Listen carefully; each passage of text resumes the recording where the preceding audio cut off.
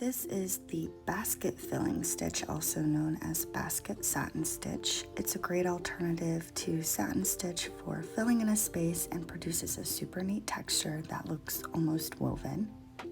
Drawing out grid lines like I've done here will help you to keep track of which direction your stitches need to go. I've used a heat erasable pen to draw my guidelines here so I can reuse this fabric, but you could easily use a pencil instead, as your marks will be totally covered by stitches. You're basically alternating vertical and horizontal satin stitches to get the basket filling effect. You can use the stitches from adjacent squares to clean up any mistakes you make, which is another thing I love about this technique. You don't need to fill in your squares in any particular order. I started with these horizontal squares on the edges so I could fix any mistakes when I stitched the vertical square in between them.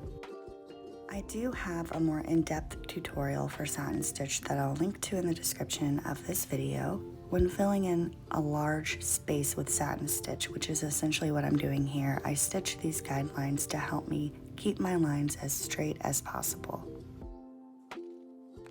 I'm using all 6 strands of cotton embroidery floss in this example, which I know a lot of people don't care for, but I thought it would be fun to end up with a really chunky texture, so that's what I did.